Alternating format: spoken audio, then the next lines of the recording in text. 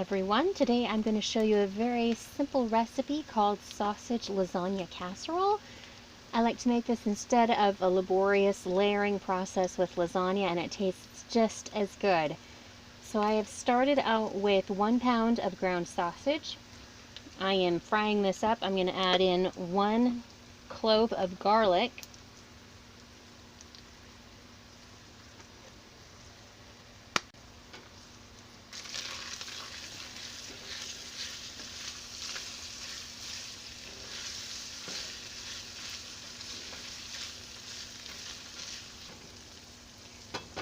This recipe will make up about 12 servings, or in our case, between 8 and 10 servings. So keep that in mind.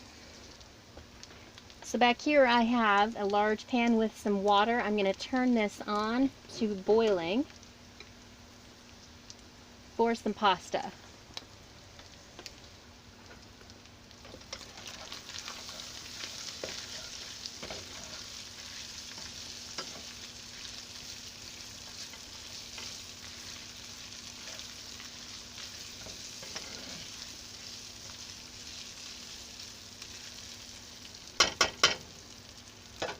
So to this I'm going to add in 1 jar of a pasta sauce. My favorite pasta sauce is the Ragu Chunky sun-dried tomato and sweet basil. If I can find this at my store, I will grab some of these from my pantry because they are not always there. So yeah, I really enjoy this flavor a lot.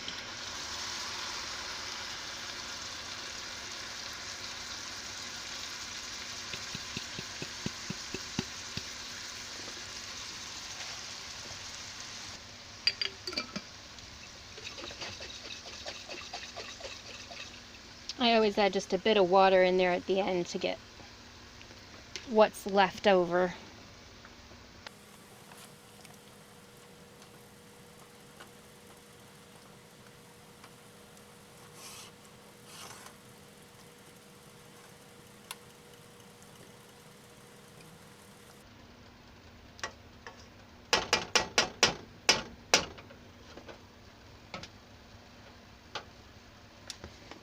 So I'm going to let this raise to a boil, and then I'm going to cover it and let it simmer for 20 minutes. Alright, it's starting to simmer now, so I'm going to drop this heat and cover it for 20 minutes.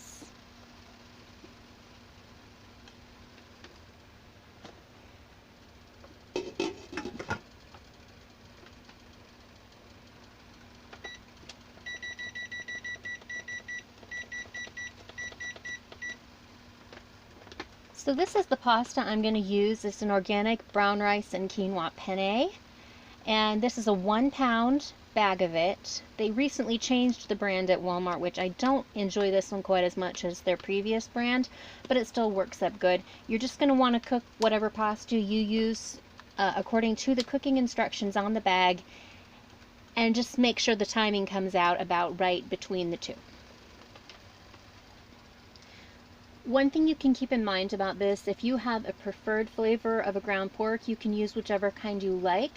You can use original, you can use a mild, you can use Italian, or sometimes I'll go for sage. I really probably prefer the sage flavored sausage. But this is completely up to you. Just make sure you use 1 pound for the full 8 to 10 servings.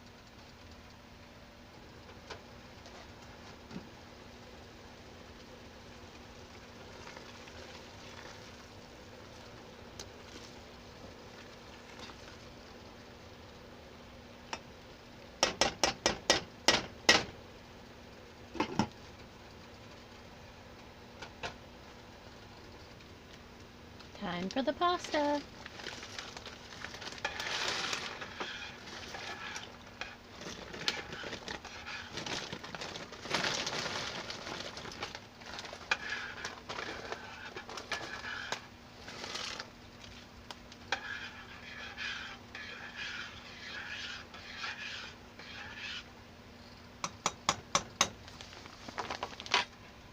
Okay, so at this point we have our pasta in the pan. We're trying to get it cooking up here. We're stirring it occasionally.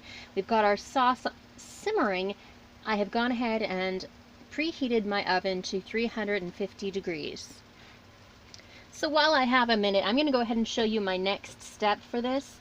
I'm going to take a 115-ounce carton of ricotta cheese. You actually have an option here. You could use this ricotta cheese, which is my preferred method, or you can use one softened 8-ounce package of cream cheese along with 1 cup of sour cream. But because most cream cheeses have either carob bean gum in them or locust bean gum in them, which is from the legume family, this is the way I go because this does not have any of that in it, and it's one step shorter, doesn't cost any more to do it this way, and it's easier. So this is my preferred way of going with the sauce. So I take that ricotta cheese, I'm going to put it into a bowl.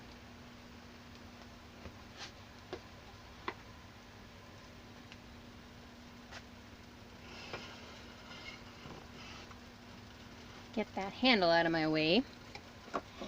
And into this, I'm going to mix in 5 green onions. The recipe called for 4, but you know what? I love green onions, so I always add a little extra.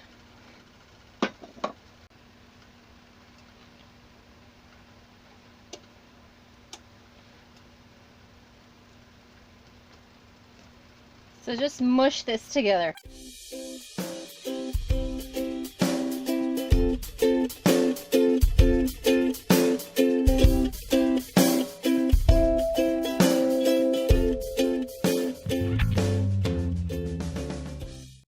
You just let this sit until this is ready to be assembled. It will soften up just a bit more for application's purpose.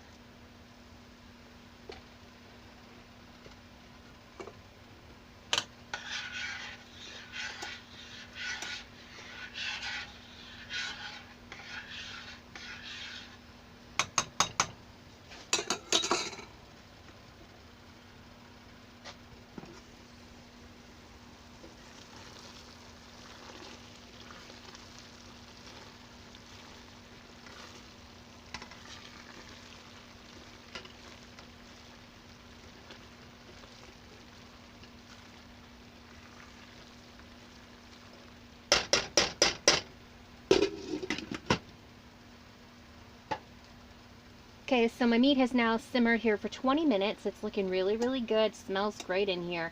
My pasta is now done, so I'm going to go ahead and drain this, and I will be back in a minute.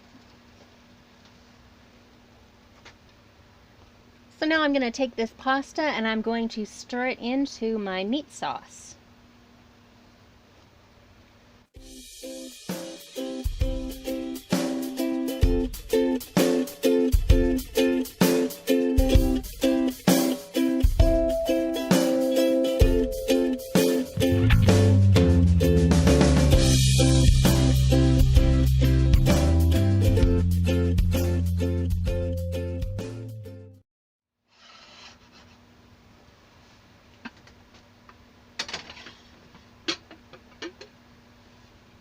So now I have 2 3-quart casserole dishes here. I'm going to go ahead and get these ready by spraying them.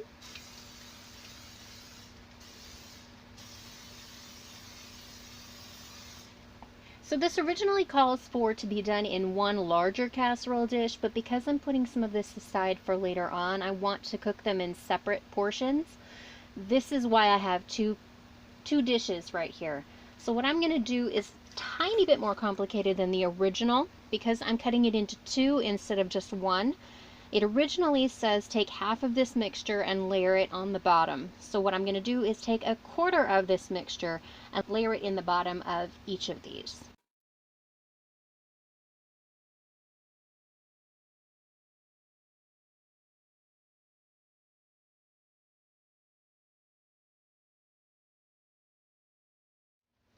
Now I'm going to take 1/4 of this also and start putting some dollops of this in here.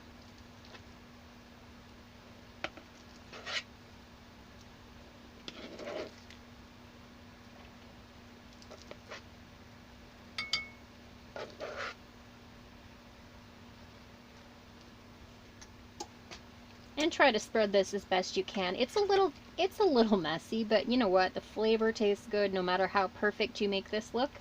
So just put it in there and try to get that cream sauce all mixed in there as good as you can. Don't stress about it or anything.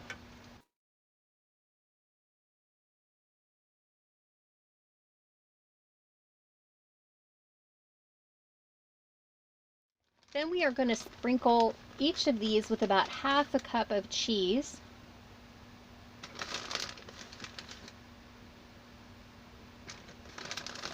And I eyeball this, you know, I'm never just so particular about cooking. I know baking is a lot touchier than cooking is, so.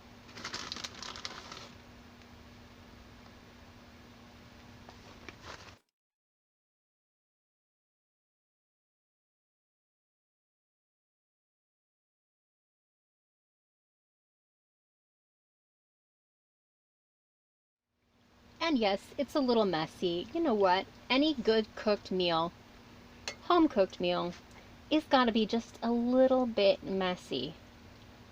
As long as it's not all over the floor, right? And I'm noticing I'm literally licking my lips while I'm doing this, so apparently I'm hungry.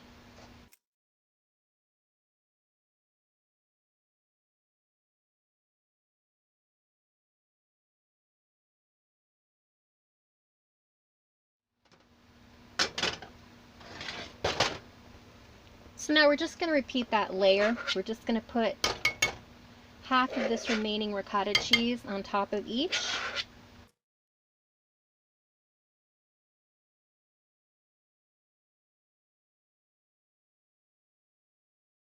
I'm just going to spread that around again.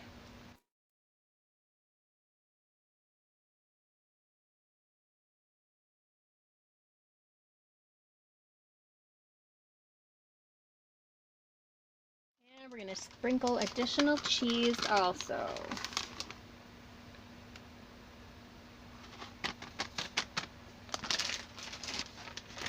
I had to get into a new bag of cheese because I ran out.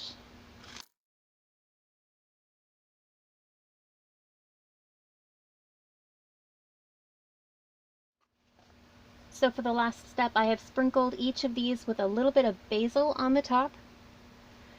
And then I'm going to stick these into a 350-degree oven, uncovered, for about 35 minutes or until they start to bubble.